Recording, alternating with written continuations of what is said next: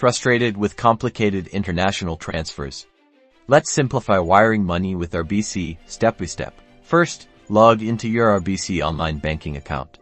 Once you're in, navigate to the Pay Bills and Transfer Funds section, usually found on the main menu or dashboard. Next, look for the International Money Transfer or Wire Transfer option. It might be labeled slightly differently, but the idea is to find the service for sending money abroad.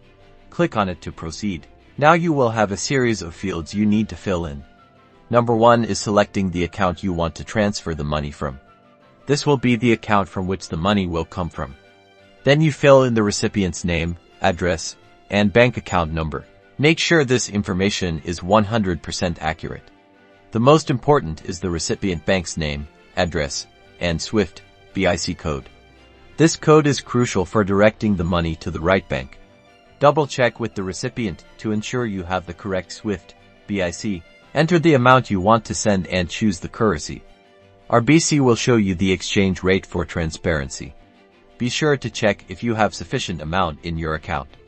Review all the details carefully before confirming. And that's it. You've successfully sent a wire transfer with RBC. The confirmation screen will provide you with a reference number for tracking. Now go get your money overseas with RBC.